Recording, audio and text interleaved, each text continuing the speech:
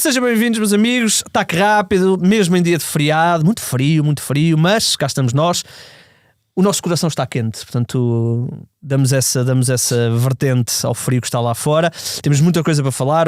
Naturalmente o derby vai ser pano de fundo, mas vamos olhar para o Futebol Clube do Porto. Mais uma vitória, se calhar mais uma vitória que não convenceu totalmente, já vamos falar sobre isso.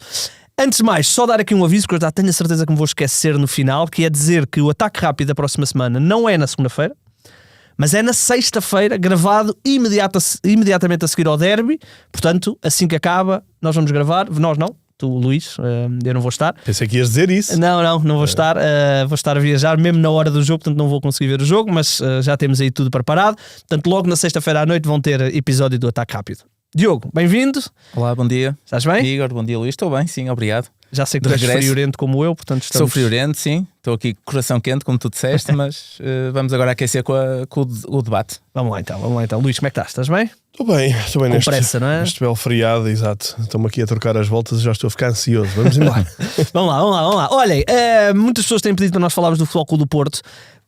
Nós temos dado alguma atenção ao Benfica, porque eles têm tido uma série de situações extra a normalidade, não é? Já tiveram eleições, já tiveram troca de treinador, José Mourinho, resultados negativos, isso tudo o que é fora da normalidade naturalmente é sempre mais discutido. O Futebol Clube do Porto tem tido uma época regular, porque ganha sempre, ou ganha quase sempre, e no campeonato tem ganho mesmo sempre. Porém, as vitórias do Futebol Clube do Porto mais recentes, Diogo, já não são iguais às vitórias do Futebol Clube do Porto dos primeiros 3 meses da temporada. E ontem... no Estádio do Dragão já se ouviram ali alguma insatisfação vindo da bancada. Sim. Agora, os adeptos estarem insatisfeitos quando estão a ganhar todos os jogos é sempre curioso, mas já se nota que a equipa não está com o mesmo fulgor do que estava há 3, 4 meses. Sim, Igor, é verdade. Eu acho que é um pouco o reflexo da mentalidade futebolística que há no adepto português, que é um adepto que gosta de assobiar. Portanto, eu acho que deve ser, se calhar é transversal a todas as questões da nossa sociedade, mesmo quando as coisas estão boas e a melhorar. Eu acho que o português gosta sempre de buscar um lado menos bom, um lado negativo. E ontem no Dragão, eu por acaso estava a ver o jogo e reparei que por volta dos 70 e poucos minutos, e voltou-se a repetir pelos 80 e tal, próximo dos 90, houve ali 2 rajadas de assobios, numa altura que o Porto estava a ter dificuldades em sair, em manter a posse de bola, em sair com o jogo controlado. Houve 2 ou 3 charutos para a frente, porque o Estoril também estava a fazer um bom jogo e estava a conseguir ter posse de bola e fazer o Porto encostar-se nos últimos 20, 30 metros do relevado. E houve ali alguns assobios que sinceramente não compreendo muito bem, seja em que estádio for, muito menos numa altura que o Porto em 12 jogos tem 11 vitórias, que não há comparação para a qualidade do futebol em relação ao ano passado, não só para a qualidade, mas também para a pontuação que está a ter. Portanto, não é só qualidade, mas também está a conseguir pontuar, está a vencer os jogos, tem vantagem sobre os principais rivais. Os assobios nunca são bom sinal. Afeta também os jogadores. Portanto, por muito experiente que um jogador seja, acaba por desconcentrar a equipa naquele momento, porque sabe que está a fazer algo menos bem e que a seguir tem que fazer diferente, mas lá está, as equipas não jogam sozinhas, e o Estoril teve muito mérito no jogo que fez ontem. Se calhar poderia talvez ter conseguido um outro resultado, falhou um ou 2 lances de golo, dois pelo menos do Begraoui. O Porto também teve algumas oportunidades, mas pegando um pouco nas tuas palavras, é um Porto que não se nota tão confortável com bola como no início da época. É normal que os adversários também vão apanhando o estilo de jogo do Porto, e eu noto que o Porto fisicamente não está com o mesmo fulgor, e eu acho que este estilo de jogo do Porto Farioli é um estilo de jogo que depende muito do fulgor físico, principalmente ali de 2, 3 peças fundamentais. O Porto não está com o mesmo fulgor, o que é normal, porque tem tido um calendário super carregado. A questão do Gabri Veiga também não estar a ser tantas vezes a opção, portanto ele tem sido suplente a alguns jogos, portanto dá a entender que ele fisicamente pode não estar no seu melhor, e eu acho que o Gabri Veiga em alguns momentos do jogo é muito mais importante que o Mora para o Porto conseguir manter a posse de bola e impedir que o adversário suba tantos metros no relevado. Portanto, todos estes fatores, e os adeptos têm que perceber que o Porto, por muito bem que esteja e por muito melhor que esteja, não vai jogar sempre bem, que tem um adversário pela frente e tem uma data de outros fatores e outras condicionantes que vão fazer com que os jogos não sejam sempre goleadas e exibições perfeitas. Luís, isto... O Diogo matou-me aqui 3 ou 4 Disse ideias. tudo. Mas eu queria perguntar isto. O Futebol Clube do Porto tem tido dificuldade com equipas que sabem jogar, né? Braga e Estoril foram os exemplos mais claros. Mas isto só se prende com a questão do menor fulgor físico do Futebol Clube do Porto, ou seja, já não consegue abafar da mesma forma os adversários. É só isto? Ou também já há aqui algumas... Eu não quero chamar de debilidades, porque uma equipa que tem 11 vitórias em 12 jogos não é débil, mas já há aqui um explorar maior das lacunas do Futebol Clube do Porto que os adversários conseguem, quando conseguem, por exemplo, fugir àquela primeira zona de pressão na construção. Já há algum espaço, depois já se nota ontem o Estoril, em alguns momentos, não foi sempre, mas alguns momentos, passa aquela fase daquela pressão inicial onde o Frollo está muito subido, não sei o quê, de repente vês ali 4, 5 jogadores do Estoril a encarar 4, 5 jogadores do Porto. Sim, eu acho que são manifestamente exageradas as dúvidas em relação a este Porto. É normal que as pessoas façam um termo de comparação para o início da época, mas o início da época convém não esquecer que o Porto, os primeiros 6 jogos são 6 jogos absolutamente limpos em termos de calendário, porque por comparação, quando começou a Champions começa uma semana mais cedo do que a Liga Europa foi na semana a seguir. Porque não tem pré-eliminatórias, não tem supertaça. Portanto, pôde trabalhar completamente limpo e agora tem um calendário a adensar-se como os outros. E eu acho que tem muito a ver, não só com a questão de pujança do Froholt, isso aí eu acho que ele consegue minimamente manter, mas eu acho que o Froholt tem combinado melhor com Gabri Veiga e não tem estado com Gabri Veiga em campo. O Farioli parece-me que faz aqui uma mistura de opções agora para atacar as várias frentes e larga o seu 11 tipo. Não me parece que nesta altura o Porto tenha um 11 tipo para o campeonato, muito menos para a Liga Europa, e eu acho que a equipa se está a ressentir disso. Por mais que eu também sou da opinião que se deve encontrar um espaço para Rodrigo Mora, mas eu sinceramente neste sistema gosto mais de ver o Gabri Veiga e acho que há uma diferença significativa nesta altura em termos de momento dos dois jogadores. Por isso acho que a equipa se ressente mais é da ausência do Gabri Veiga. Curiosamente até vinha se calhar a fazer o melhor jogo da estadia dele no Porto contra o Nice. Sim, e o que dá a sensação é que isto já está mais ou menos programado. Tu faças uma boa exibição ou não, a rotatividade, a rotação que o Farioli quer implementar é um bocadinho indiferente a esse rendimento esportivo. O Gabri Veiga não está a titular em casa frente ao Braga, na altura foi surpreendente. Depois não está a titular em Famalicão, também vitória pela margem mínima, e não está agora na vitória também pela margem mínima e com dificuldades frente ao Estoril. E eu acho que isto não é por acaso, começa a ser um padrão. Portanto, são 3 vitórias pela margem mínima nos últimos 6 jogos e em que o Gabri Veiga não estava. Portanto, claro que o Sintrense não conta bem para o Totobola. O Nice foi uma entrada fulgurante e precisamente com o Gabri Veiga em evidência. Portanto, eu nesta altura diria que este aspecto justifica em parte este menor rendimento do Porto ou esta menor capacidade de afirmação perante os adversários. Ainda assim, eu sei que quem nos ouve regularmente vai achar que eu estarei a ser repetitivo, e estou, mas eu acho que, e com todos os méritos que o jogador possa ter, mas eu continuo a achar que o Samu não é propriamente um jogador. O Samu, quando está... Ele ontem tem 3, 4 lances que ele testou ali. Mas atenção, ele é um jogador que ele deve rebentar com os centrais. Não tenho dúvidas nenhumas. Os centrais, quando vêm o Samu a sair, devem pensar, finalmente vou parar de andar atrás dele e a tentar ganhar espaço ao Samu. Deve ser complicadíssimo. Mas depois é um jogador que continua a ter muita falta de clarividência, muita ansiedade, notas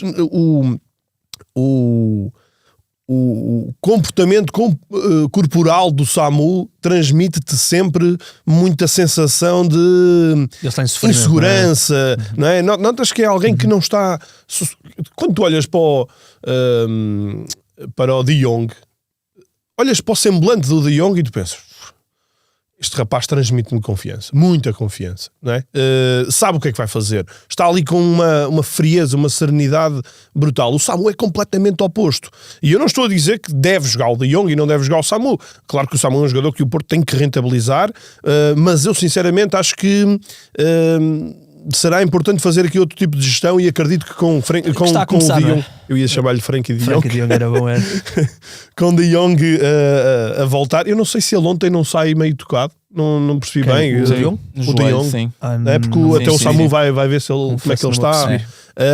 Portanto, seria importante que não fosse nada de preocupante, mas eu insisto que, além da questão da ausência de Gabri Veiga neste tipo de jogos, é também a presença do Samu. Às vezes empanca ali um bocadinho, não é? Não só o empancar, mas o rendimento de Samu, nós temos mesmo de olhar para ele com os golos, porque em termos de jogo jogado, a equipa não flui tanto com o Samu. Por isso, o Samu precisa de compensar com golos. Quando o Samu não compensa com golos, fica mais evidente as suas lacunas, as suas fragilidades, e fica mais discutível também a sua posição. Ele tem 10 golos, portanto esta avaliação dos golos para já está positiva, 10 golos em 17 jogos. Sim, tem 10. Só para completar, o De Jong ontem saiu tocado e Fariola disse que não era no mesmo sítio, mas que tinham que analisar. Pois, porque a outra lesão foi no joelho, sim, a outra, sim. Okay. Já não lembrava.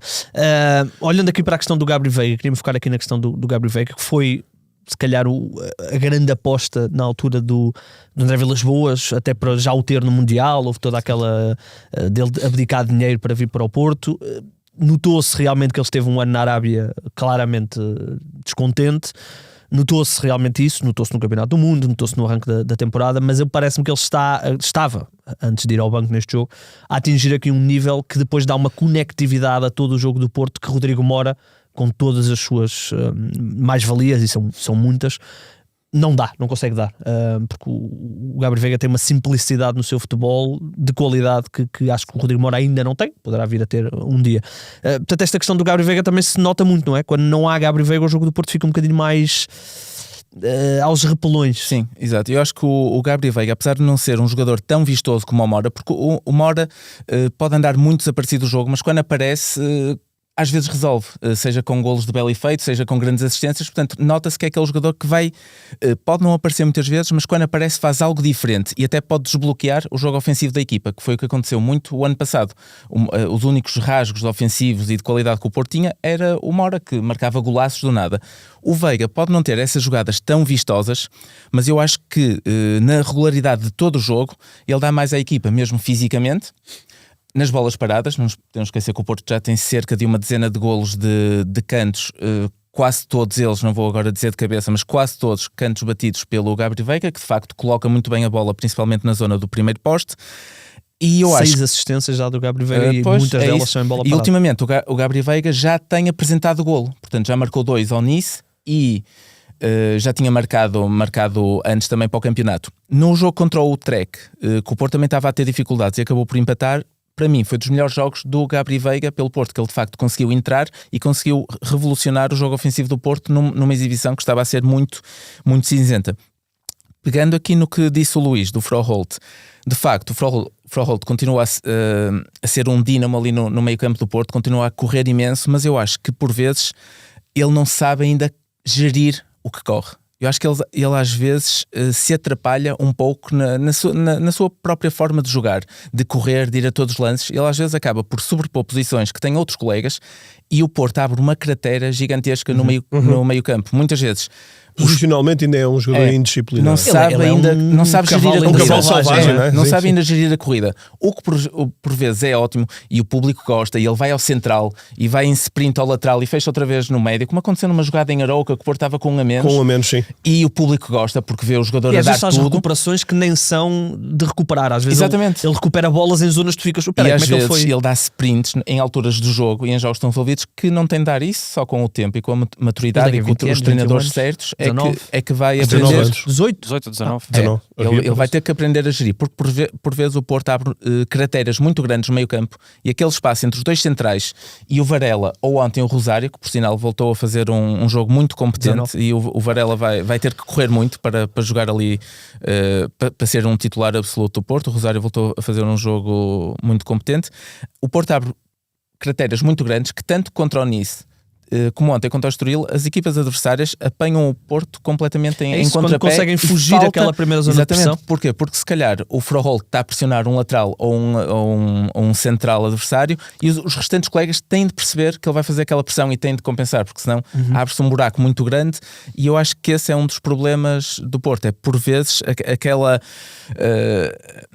aquela pressão desenfreada, aquele de forças que o Porto gosta de fazer, que muitas vezes resulta, mas quando calha de ser ultrapassado, a equipa fica em contrapé e tem de correr muitos metros. Sim, eu falei disso, não é? Às vezes dávamos por nós e de repente iam 4 jogadores do Estoril para 4 jogadores do Porto. Era isso. E com o Braga também se sentiu isso. Os centrais são obrigados a recuar em contrapé e depois aí começam os problemas. Felizmente para o Porto, o Nice não soube aproveitar as 3, 4 situações claras, porque muitas vezes o que acontece é que os médios do Porto não estão a conseguir compensar os centrais, aqueles cruzamentos que são atrasados, aqueles lances que vêm mais para a entrada da área. O Porto aí não está a conseguir. Ontem o Egaroy teve um, o Nice também teve dois. O Porto não está a conseguir preencher essa zona. Felizmente para o Porto, os adversários não têm conseguido aproveitar. Portanto, é esta questão da solidez defensiva do Porto, que de facto o Porto tem sofrido pouquíssimos golos. O Porto tem sido eficaz, apesar do Samu também ter tido algumas oportunidades falhadas, tem sido eficaz e tem sido sólido defensivamente. Mas eu acho que esta questão da solidez defensiva não é uma questão,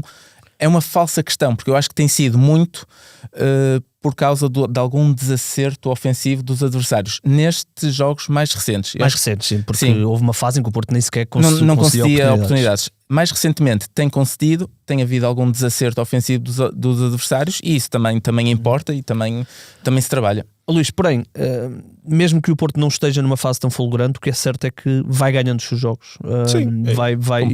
E olhando para o calendário, naquela primeira metade de primeira volta, se podemos dizer assim, o Porto jogou com Famalicão, Moreirense, Gil Vicente, Sporting, Benfica, Braga, e agora olhamos para o que aí vem, e com todo o respeito, é Tondela, grande vitória ontem de Tondela em Barcelos, Aves, Estrela, ou seja, o calendário agora fica um bocadinho mais simpático.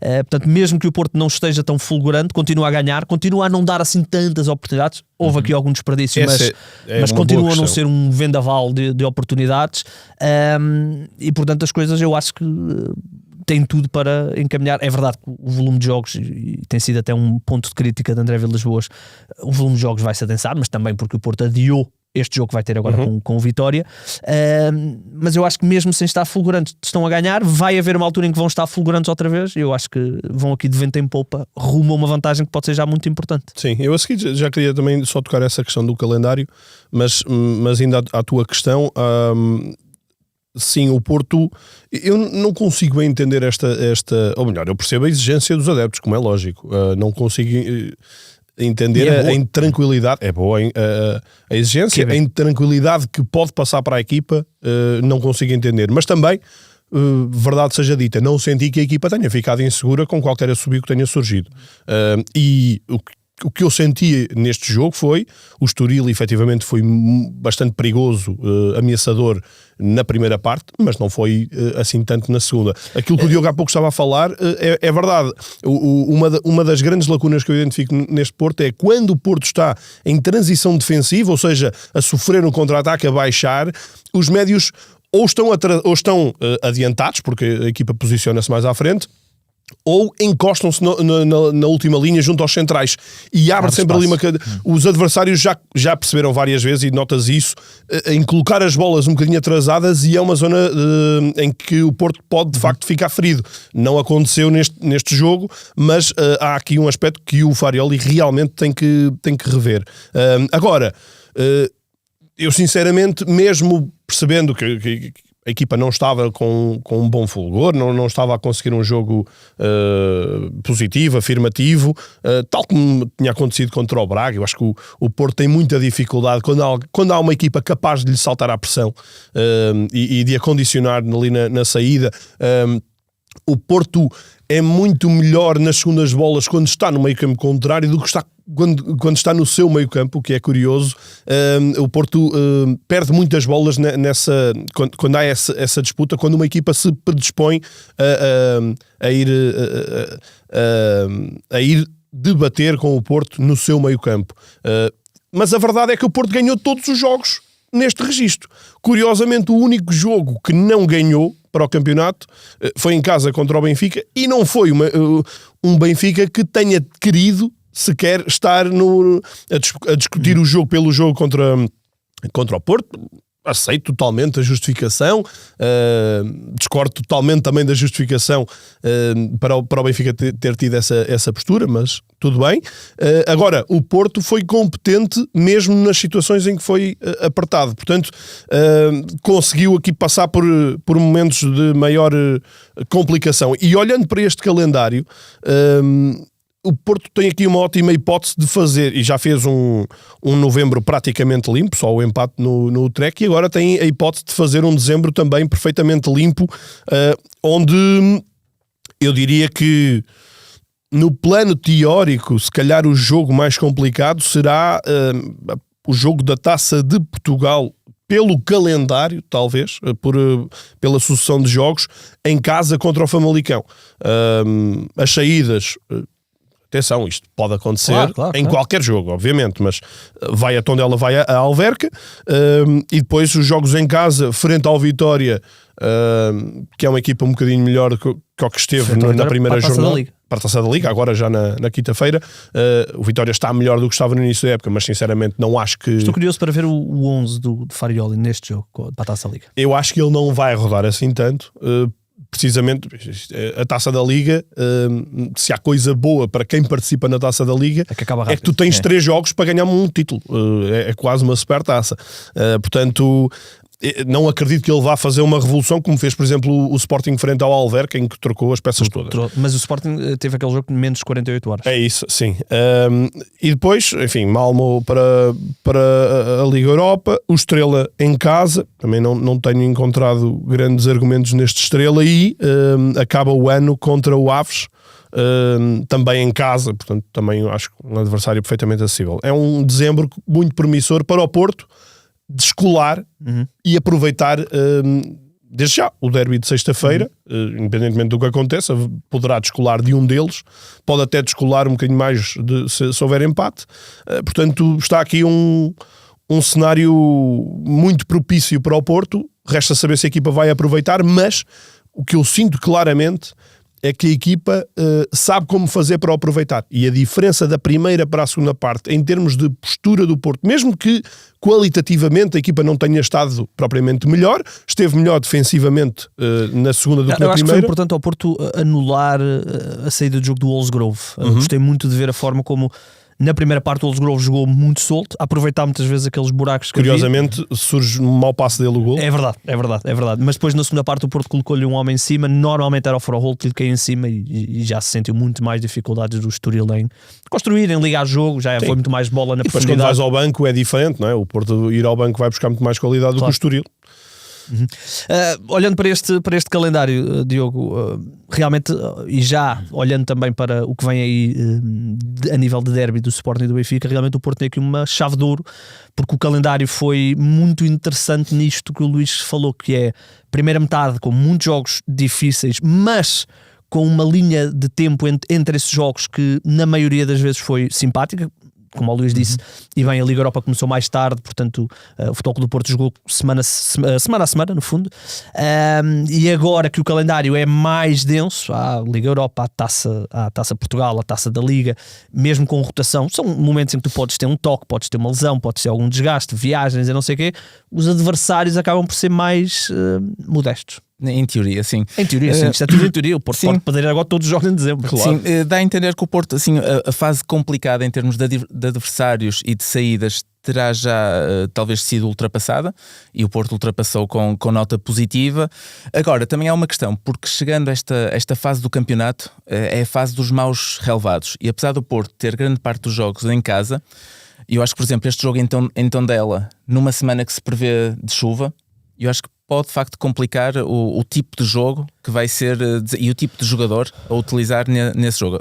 Estávamos a falar da questão do Mora e Veiga. Eu acho que se calhar nestes próximos meses de inverno, se calhar jogadores mais pesados, e o Porto nisso no mercado apostou muito na altura e na envergadura dos jogadores, com todos grande eles. parte deles acima do 1,80 m. Eu acho que essa questão, para além da componente técnica dos adversários, eu acho que a componente dos relevados, que muitas vezes criticamos o estado dos relevados em Portugal, eu acho que isso vai ser uma questão importante.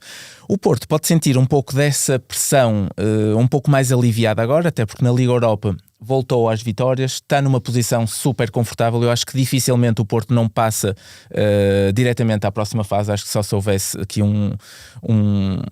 alguns 2 ou 3 resultados muito maus. Portanto, o Porto na Liga Europa... dificilmente não passa. Dificilmente não passa. Você estavas a dizer que o Porto dificilmente iria aos 8 primeiros. Eu acho que o Porto tem todas as condições para ficar nos 8 primeiros. Eu acho que o Malmo, o Pleasant e mais um que me estou a esquecer agora. O Rangers em casa. É que ainda por cima, mesmo na Liga Europa, o Porto, por exemplo, seria muito pior ir a Glasgow do que receber o Rangers, no Malmo também, por causa das questões meteorológicas. Portanto, eu acho que o Porto na Liga Europa vai ainda poder conseguir fazer esta rotação mista que o Farioli tem feito e vai passar sem dificuldades à próxima fase. Pode focar-se de facto nas decisões, porque a Taça da Liga é Taça da Liga, mas atenção, é um acesso... Atenção, aqui é um aspecto mesmo importante. Eu acho que é fundamental o Porto... óbvio, eu acho que o Porto nunca vai secundarizar o campeonato, nem o deve, mas fazer esta gestão que o Farioli está a fazer, mesmo que tenha algum prejuízo no campeonato por causa da questão de Gabri Veiga, não sei se calhar com outros intervenientes, mas o Porto meter alguma carne do assador europeu será muito importante para evitar a dupla, os dois jogos de play-off, imaginando o Porto passando, claro. Porque aqueles 2 jogos realmente são muito prejudiciais. Aquele timing é terrível. Sim. E ao contrário, atenção a isto, ao contrário da grande maioria dos campeonatos europeus que param ou no Natal ou no início de janeiro, equipas como o Porto, como o Benfica, como o Sporting, vão poder fazer 9 jogos, até 9 jogos, entre 1 de janeiro e 1 de fevereiro. Porque há a potencial Taça da Liga, com potencial final, há a Taça de Portugal também, se passarem. E juntas a mais 9 jogos de dezembro. Portanto, temos uma sequência de 2 meses, para os 4 que estão na Europa, é muito pesado. Por isso, aquelas 2 primeiras semanas de fevereiro, se forem limpas para qualquer equipa, será muito importante. O Benfica, vamos ver, mas o Sporting é quase certo que vai ter esses jogos em fevereiro. Estamos a falar de um volume já muito grande. Olhem, deixa-me só dar um toque final em relação ao calendário. Eu sinceramente acho que o Porto cometeu um erro ao adiar o jogo do Vitória. Ainda não digo isto depois de saber os resultados, mas quase.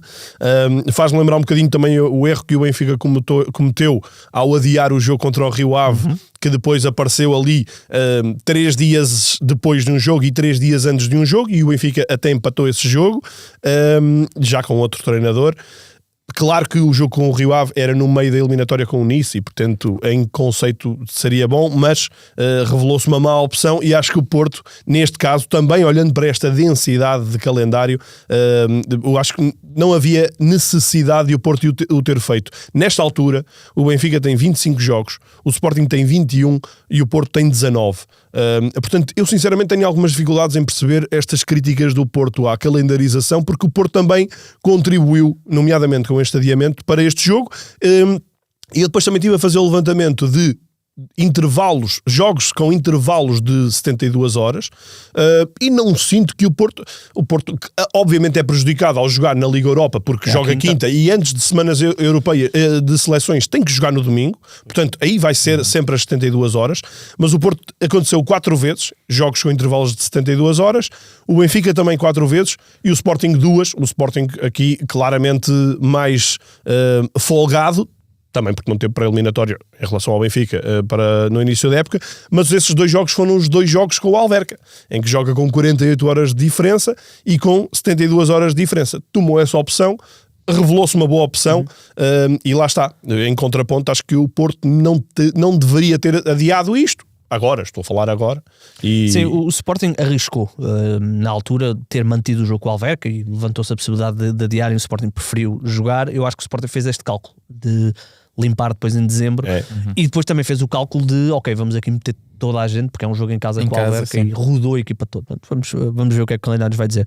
O que o calendário nos diz é que sexta-feira temos Benfica Sporting, duas equipas que vêm de 3 vitórias seguidas em 3 competições diferentes, taça, Liga dos Campeões e campeonato, mas que as vitórias não são da mesma forma. O Sporting com 3 vitórias absolutamente convincentes. Liga dos Campeões então foi uma excelente vitória. Agora com o Estrela não houve história, de 11 minutos estava decidido o jogo. O Benfica que teve que suar, porém ganhar um jogo com um golo aos 86 e outro aos 90 e pouco, se calhar também dá aqui um embalo interessante. Portanto, dentro das dificuldades que o Benfica encontrou, se calhar é uma vitória que moraliza. Como é que olhamos aqui para este derby? Partindo até deste ponto que tu referiste há bocado e eu ia guardar para agora, que é José Mourinho prepara-se como ninguém para este tipo de jogos, e a diferença em termos de experiência de José Mourinho para Rui Borges neste contexto específico é muito grande. É muito grande. Mas eu acho que este contexto acho que o José Mourinho não tem aqui o refúgio que teve no jogo do Dragão, em que o jogo do Dragão era para não perder, acima de tudo, não perder distâncias, não hipotecar o campeonato, e aqui José Mourinho vai ter que assumir. Não estou a ver o Benfica a ter a postura passiva que teve no Dragão. Aí garantidamente pode levar com assobios dos próprios adeptos, e acho que é uma altura em que o Benfica tem que ser realmente afirmativo. Até porque o empate não é bom para o Benfica. Não, o empate também não é bom. Acho que acaba por ser um mal menor o empate para o Porto Sporting. não era mau, o empate agora pode deixar o Porto a 8 pontos. Eu acho que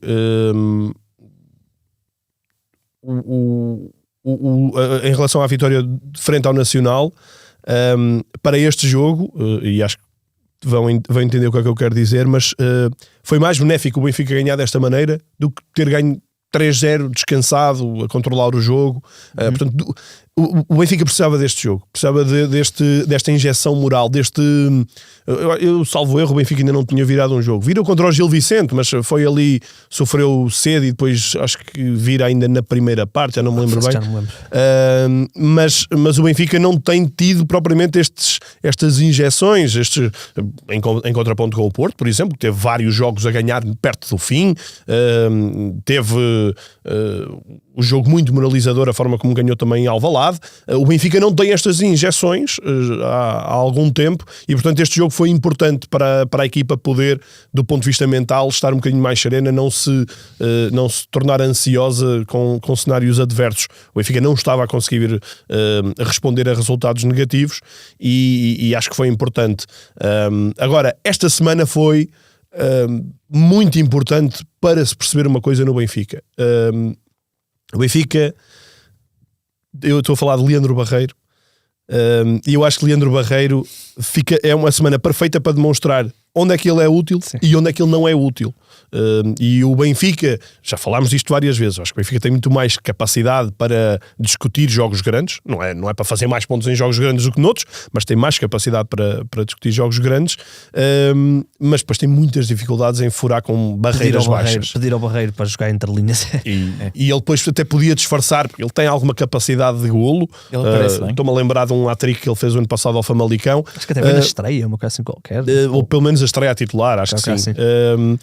Mas ao falhar um gol como aquele que ele falhou, de facto esvazia muito a sua utilidade neste Benfica. Portanto, eu acho que Barreira para grandes jogos, em que o Benfica queira ter esta postura mais musculada, menos dinâmica. Agora, em jogos em que o Benfica precisa de puxar pela cabeça, de facto notou-se claramente a diferença. A primeira parte dele foi desastrosa. Desastrosa. E as entradas de Prestiani e Sheldrup de facto revolucionaram o jogo, e são jogadores que ainda muito jovens, mas que têm potencial para ter mais minutos e mais confiança do treinador. Antes de irmos ali ouvir o que é que o Renato nos traz das redes, queria só te perguntar isto. O Benfica, também fruto das lesões, tem apostado jogar no fundo quase sem extremos, apesar do Reco ter jogado ontem, mas joga com 2 interiores, Orsens e Sudakov, e o Barreiro, portanto não há mais. Mas entretanto apareceu neste jogo o Prestiani, com um grande golo. Acham que devia ter sido expulso? Provavelmente, não é? A questão de deixar ou não, sim, é que já vimos casos semelhantes. É a questão do critério sempre. Porque eu aceito que seja expulso, tal como aceito que não seja expulso, porque aquilo parece quase um sacudir do adversário. Um sacudir pode não dar expulsão, mas já vimos lances menores que dão expulsão. É questão sempre da dualidade de critérios e do árbitro em questão. Eu, por acaso, eu teria expulsado, mas é o que é. Mas imaginas que no derby se vai manter isso, ou seja, 2 interiores, Sudakov e Orsnes, profundidade pedida ao Dali e ao Dedic. O Benfica a criar ali pelo meio sempre com aquelas dificuldades, ou imaginas que pode haver aqui um Sheldrup, um Prestiani, alguém para sinceramente, trazer um bocadinho de chocolate ao jogo. E pegando no que o Luís disse, vai ser muito interessante este jogo, porque o Mourinho, lá está, no Dragão o Mourinho estava há pouco tempo, o Porto estava numa forma incrível e era um jogo fora. Agora não, agora é o Benfica em casa, o Benfica a precisar de encurtar distâncias, o Mourinho e o Benfica a precisar de dar um soco na mesa a mostrar, não, nós estamos aqui para jogar e para, mas é uma final, para ser campeões. É uma final. E o Mourinho vai ser obrigado a querer ter mais bola e a querer a magoar mais o Sporting. Mas eu acho que vai começar, não vai começar com o Prestiani nem com o Sheldrup, acho que vai começar nem com o Rego, nem com o Rego, Sudakov e Orsnes. Vai ser o formato Champions. Acho que sim. Vai pedir mais para a esquerda. Vai pedir se calhar mais energia aos laterais, vai pedir um lado emotivo maior, vai pegar na adrenalina que este golo do Pavlidis, ou melhor, estes 2 golos no final do jogo deram, vai pegar nessa adrenalina, tentar transportá-la para o jogo, vai atiçar o ambiente com o público, jogar em casa, mas eu acho que vai começar na mesma de forma algo comedida. Eu tenho a dizer que eu gosto muito de Prestiani. É um jogador que erra bastantes decisões, provavelmente arrisca mais.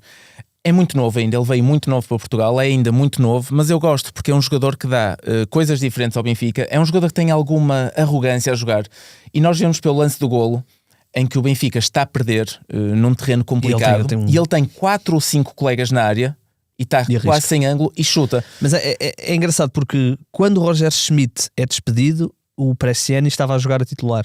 Sim. Bruno Lage também inicialmente apostou no Prestiani. E o que é certo é que os treinadores vão desapostando, forma de dizer, no Prestiani. Portanto, se calhar essa arrogância às vezes...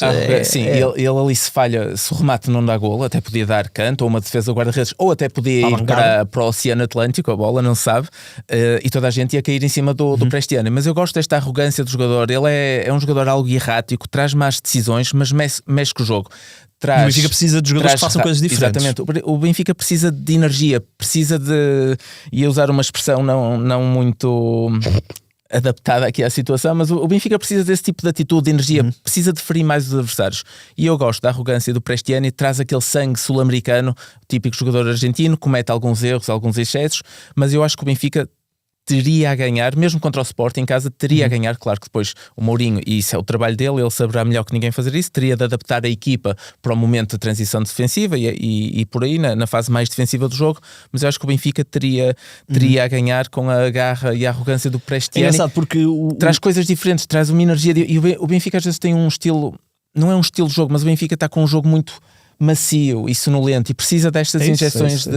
As lesões trouxeram isso, não é? Falta imprevisibilidade ao jogo do Benfica. É engraçado porque é o oposto do Sport. O Sport às vezes tem demasiada imprevisibilidade, tenta coisas que às vezes não devia tentar, mas o que é certo é isso mesmo. Vai ser um jogo entre 2 estilos muito diferentes. O Benfica muito sólido, mas com pouca alegria.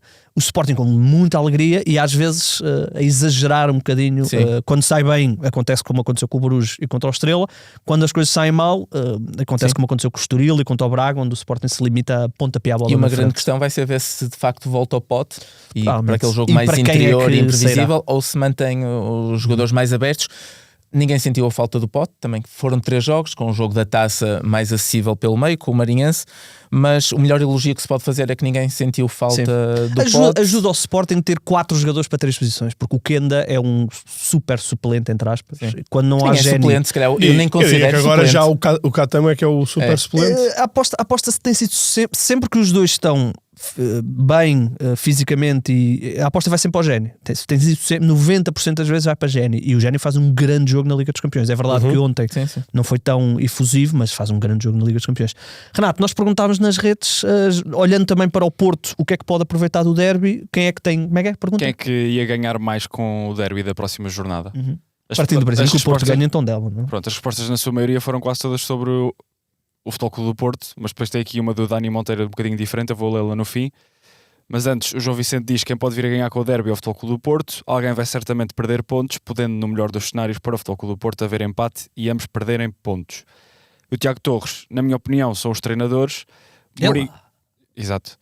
Mourinho pode com este jogo marcar uma posição e ganhar novo ânimo, não só para o campeonato como para a temporada, e Rui Borges, em caso da vitória, pode aumentar a distância do Benfica na luta pelo título e pôr fim à tendência nos jogos grandes. Afinal, este é que era um comentário diferente, não era do Porto. E depois o Daniel Monteiro diz: claramente o Porto tem sido um ano em que a estrela está sempre presente e este fim de semana foi mais um exemplo. Em casa não mereciam ter ganho, como já tinha acontecido com o Braga, e no jogo de sexta algum dos dois vai perder pontos, senão os dois o Porto acaba por ser o claro vencedor. Eu não concordo com a ideia que o Porto não mereceu vencer, mas percebo, agora acho que a Estrela ter é uma coisa que se dificuldades trabalha, é uma coisa. a Estrela trabalha-se muito e certamente tem dado Eu muito acho que os trabalho adeptos ao Faial. portistas estão Estão encantados que querem E eu golear acho toda que a se gente. esquecem de como estavam aqui há pouquíssimos cinco meses. Há pouquíssimos meses. Mas E pronto. há 1 ano e 4 meses também. É normal. Também não esquecer. Há 1 ano e 4 meses? Sim, porque a última época de Sérgio Conceição é uma Também época foi. muito Sim, sim, abaixo. sim, muito... sim, sim. Salvou As últimas 2 temporadas salvou a têm Taça sido- de Portugal. têm sido Sim. mais modestas. Olha, como é que nós costumamos fazer? Primeiro as camisolas e depois os... Não, não, sim, não. não. Isto sim, isto não, né? Eu só ia arrematar aqui Arremata? a questão de prever o derby, porque eu acho que vai ser muito curioso. O Sporting tem um jogo interior fortíssimo, né? E agora cada vez mais a combinação entre Trincão e Soares, obviamente aqui sem Pote, mas com Pote então as coisas avolumam-se ainda mais, é muito frutífera.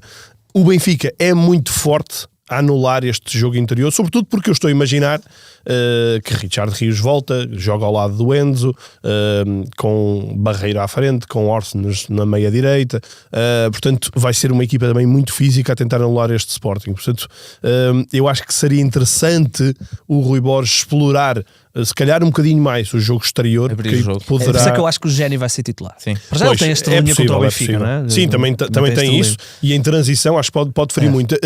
Depois, só anotar que para este jogo não tenho dúvidas que Mourinho vai fazer isso, mas acho que Mourinho tem aqui uma tricky question, que é, por mais que aqui e ali Richard Rios vá melhorando algumas coisas, mas a verdade é que eu, honestamente, acho que o companheiro do Enzo Barrenetxea tem que ser o Orsnes. É claramente o jogador mais talhado para estar ali, não sendo propriamente um pensador de jogo exímio, um jogador com um último passe espetacular, mas é o jogador mais elucidado daquele Benfica, e por isso, sinceramente, num jogo normal, eu acho que ou Rios ou Barreiro, só um deles é que tem lugar.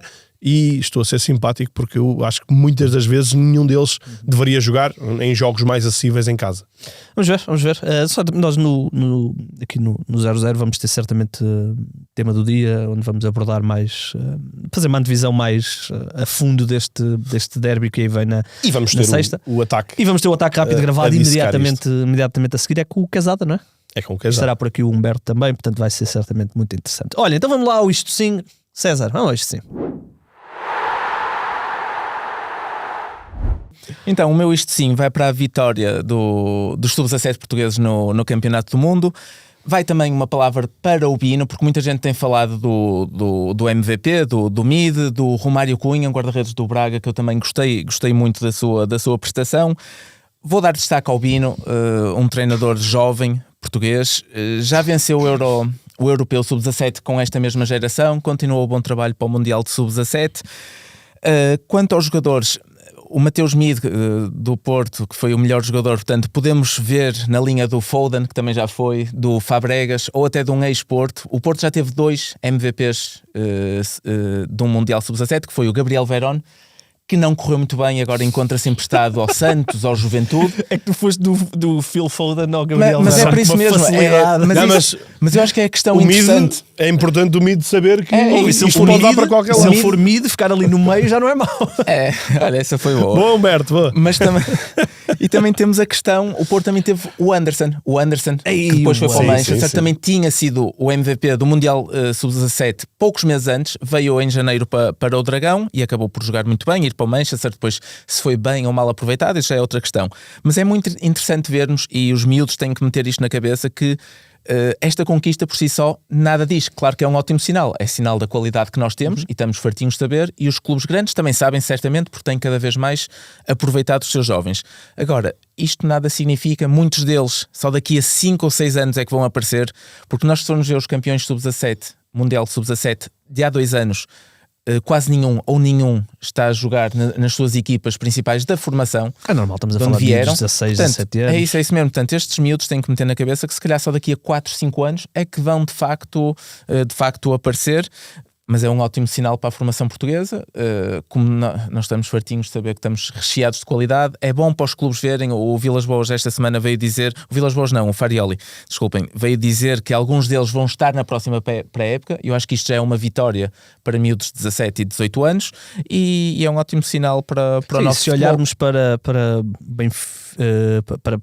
Benfica não, mas Porto e Sporting, temos 2 miúdos que não são dessa geração, são da geração anterior, o Kenda e o Rodrigo Mora, que estão, sim. são, não é? É isso mesmo. 2 das figuras dos plantéis. Portanto, quem segue estes escalões de formação de forma mais atenta que eu, diz que esta fornada é melhor que essa fornada do Kenda e do Mora, se calhar não vai ter assim uns destaques tão fortes de início, mas diz que no geral a fornada é mais competente e mais equilibrada e portanto veremos daqui a uns anos, mas é um ótimo sinal para Portugal. Sim, portanto, parabéns. Grande vitória, especialmente aquele jogo com o Brasil, foi épico mesmo, os penaltis. O teu isto sim. O meu isto sim é a Leila, presidente do Palmeiras, que para mim tem uma postura que e eu sei que vai haver cimeira de presidentes esta semana em Portugal na Liga de Clubes, uma cimeira muito importante, das mais importantes dos últimos anos para a história do futebol português, e se calhar podiam começar essa cimeira com o exemplo da Leila, que e sabemos como é que é a Abel. Abel tem língua destravada normalmente para falar dos árbitros, para se queixar dos árbitros. Teve até declarações, vou dizer curiosas para ser simpático, em que disse que se o penalti, ajuda-me lá Diogo, tu é que acompanhas isto, mas se o penalti contra o São Paulo tivesse sido assinalado, porque houve um penalti, há um jogo em que o Palmeiras está a perder 2-0 em São Paulo, e ganha 3-2. Sim, né? certo. E há ali um potencial penalti, que era penalti para o São Paulo, que daria o 3-0, mas penalti. O Palmeiras, claríssimo, isto já foi há meses. Já. O Abel, na justificativa, foi atrás e disse devia era ter assinalado aquele penalti, porque provavelmente o nosso guarda-redes ia defender, nós íamos ganhar na mesma e não íamos ser perseguidos pelos árbitros depois disto. Não é? Foi de facto um lance bem caricato. Portanto, o Abel gosta de usar muito esta... Aqui foi para um nível que eu nunca tinha visto. E a presidente do Palmeiras teve uma elevação, ainda sem o campeonato decidido, mas já está praticamente decidido, de dizer não foi por causa dos árbitros que o Palmeiras não ganhou, nós temos de ser melhor, tal, etc. Uma postura muito correta antes da Libertadores.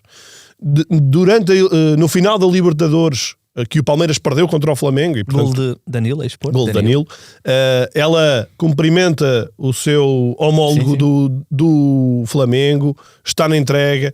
O próprio Palmeiras, eu acho que um bocadinho a reboque disto, o próprio Abel também a reboque disto, tem uma postura exemplar na hora da derrota, e é uma derrota bastante dolorosa, e por isso eu acho que os bons exemplos praticam-se, uma vez mais, e acho que a Leila é um ótimo exemplo. Saber estar. Sim, saber estar, completamente. Num país como o Brasil, que não deve ser nada fácil. Sim. A Leila já tinha tido uma postura muito boa naquela altura do John Textor, quando o John Textor dizia que o campeonato tinha sido, e ela sempre teve uma postura, nunca entrou na lama com o John Textor, portanto tenho gostado muito da Leila. Portanto é bom saber que 60 anos depois o nome de Leila continua a ser bem trabalhado depois da música do Eric Clapton. Vamos ao Isto Não. Isto Não, exatamente, vamos lá. Então, o meu Isto Não prende-se com uma acusação de doping no futebol feminino da Noruega, uma jogadora do Vålerenga, que acusou o doping porque tinha acima do limite uma substância. O mais curioso é que jogadoras que estiveram nesse jogo foram 7 ou 8 a acusar aquela substância, só que ela teve acima do limite legal. E ela jurava que não tinha tomado nada, tanto que não foi de imediato castigada. Abriu-se uma investigação. E o que é que eles chegaram à conclusão? Porquê tantas jogadoras têm aquela substância? Uma substância não muito comum. É usado para uma substância dietética e que também ativa o sistema nervoso.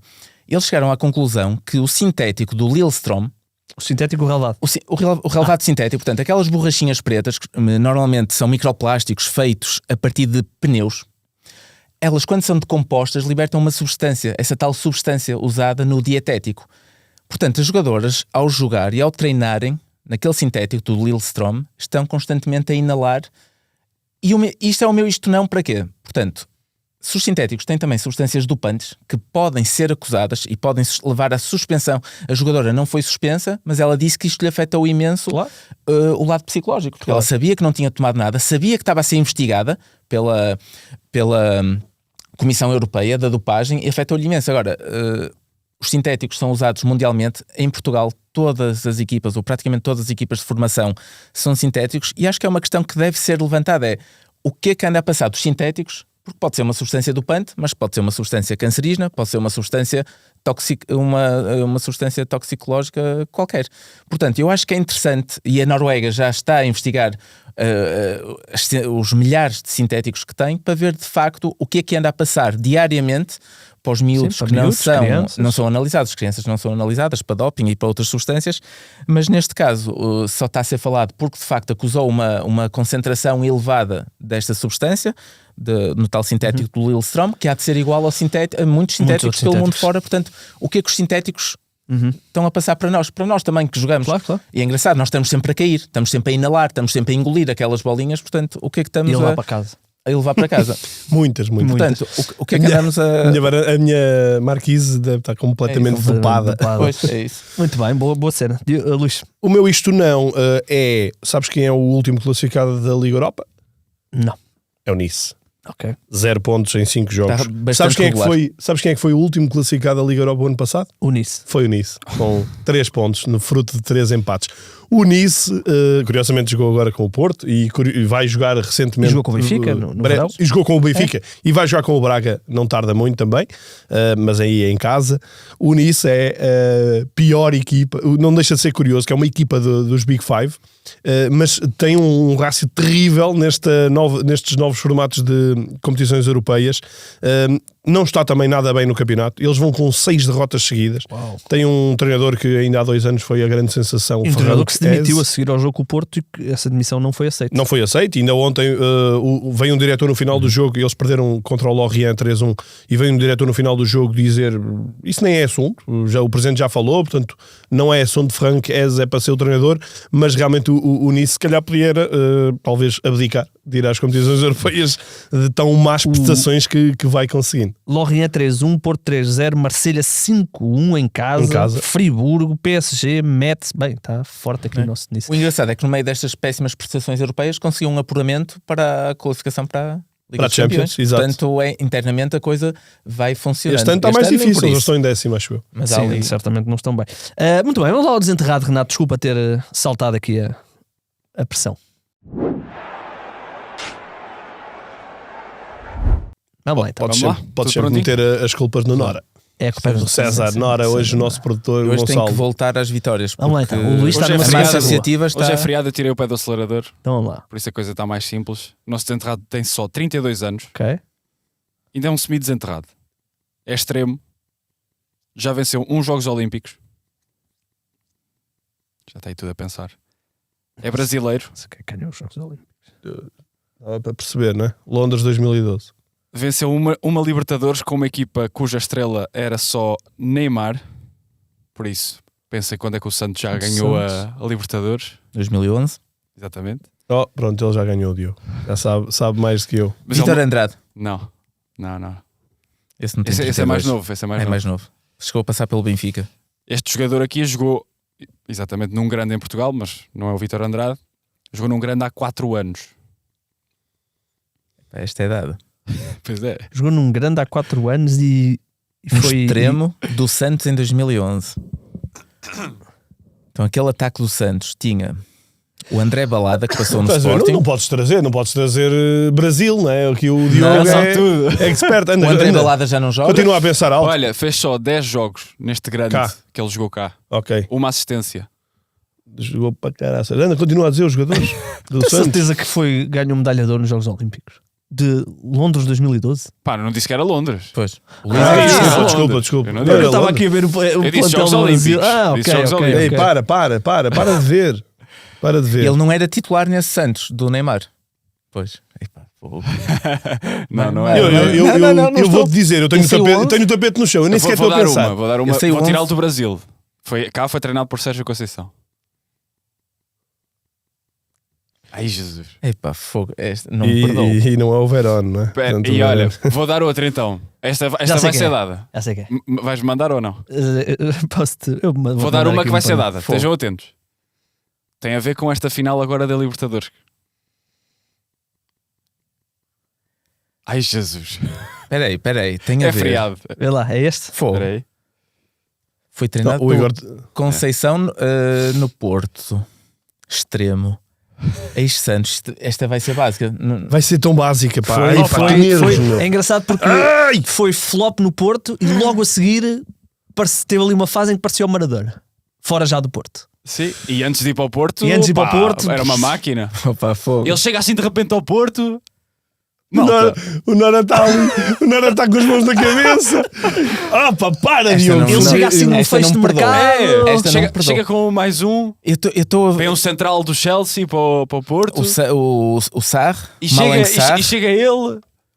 Eu estou a ver perfeitamente. Epá, chega o Malang Sarr e chega o Depois foi para a que Itália. vai partir tudo.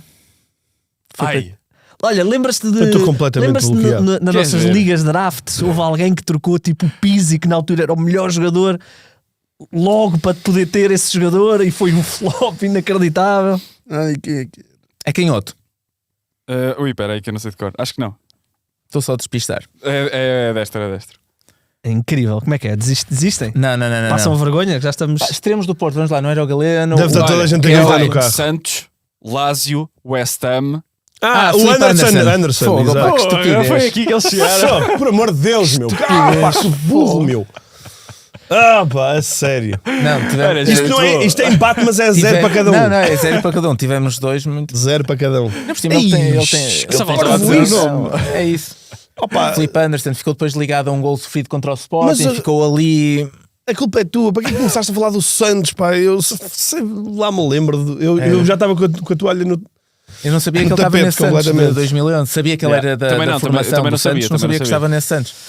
Ok. É verdade. Eu também só descobri porque fui investigar, portanto também não posso estar aqui a armar. Vamos lá então às nossas camisolas. Ora bem, vocês não viram, mas isto levou o Luís, ficou tão chateado de não ter chegado ao Filipe Anderson que foi-se embora. Foi-se embora. Sem explicação. Foi-se embora e Estamos nós. E estamos nós. Para a rubrica do Diogo, traz-nos mais duas histórias referentes a camisola. Já estou a ver aqui uma da Fiorentina, portanto já estou a gostar. Ainda por cima é aquela Fiorentina que eu gostava do Batista e do Exatamente. Rui Costa e do Nuno Gomes. Mas Queres não começar vou por qual? Vais começar, começar pela... não Ok. vou começar pela Fiorentina, vou dar prioridade ao nosso Portugal, à nossa seleção.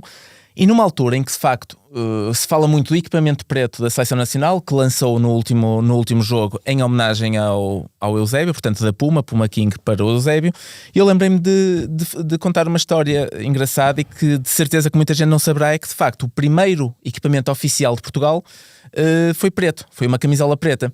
Isto decorria ao ano de 1921, Portugal ia ter o seu primeiro jogo oficial contra a Espanha, em Madrid, mas Portugal não tinha cores definidas. Não só não tinha equipamento, como não tinha cores definidas.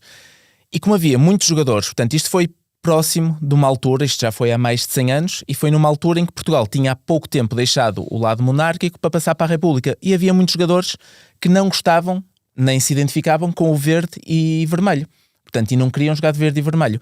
E como na altura a Seleção Nacional era composta por 6 jogadores que jogavam no Casa Pia, entre eles Cândido Oliveira, um jogador que foi de enorme peso para o futebol português, ele era aluno da Casa Pia, fundador do clube do Casa Pia, chegou a passar pelo Benfica, então eram 6 na seleção do Casa Pia, muitos não queriam verde e vermelho porque não se identificavam com a República e ainda estavam muito ligados à monarquia, optaram por jogar de preto e branco, que também era a cor de Lisboa. Portanto, eu acho que a bandeira de Lisboa devia ser preta e branca.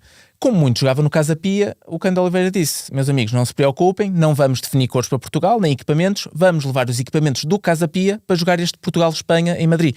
Portugal viria a perder 3-1, mas ficou marcado para sempre, como o primeiro equipamento português foi preto, com o emblema do Casa Pia e tudo mais. Portanto, Portugal jogou vestido à Casa Pia no seu primeiro jogo oficial de sempre. Portanto, dá para ver o peso e a importância que o Casa Pia tem no futebol português. Apesar de ser uma equipa que apenas recentemente ressurgiu no principal escalão de futebol, era uma equipa que há mais de 100 anos venceu aqueles primeiros campeonatos de Lisboa, aquelas primeiras taças de Portugal, que ainda não era um campeonato português, nem era a taça de Portugal como é agora. Venceu inclusive o Porto. O Porto era o vencedor da Zona Norte, o Casa Pia da Zona Sul, e eles inclusive venceram o Porto, tinham uma geração muito boa.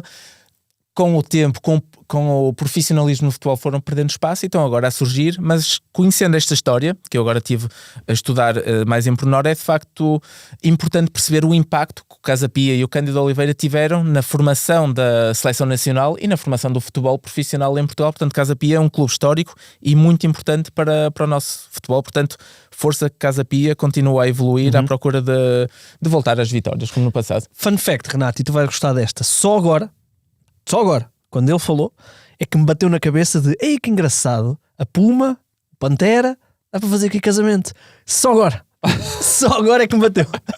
Só agora é que eu fiz o cálculo mental de realmente faz sentido. Uma coisa boa, mas deixa-me só dizer isto, uma coisa boa, se tu continuares a fazer isto durante muitos anos, vais ter muitas camisolas do Sporting, porque o Sporting está numa performance de marketing tão grande, todas as semanas lança uma camisola. Acho que este ano já estão todas, as 9 que foram prometidas para este ano já foram as 9 lançadas. Eu sinceramente só me lembro de 3 ou 4. A do jogo de ontem foi a 9ª, não foi?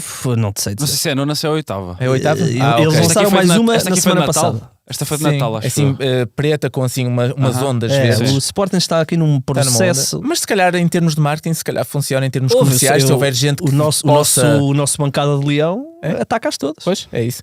E de referir agora que esta questão, esta camisola preta em homenagem ao Eusébio foi de facto feita pela Puma. Se calhar se fôssemos ainda da Nike não seria, porque de facto a Puma patrocinava o Eusébio.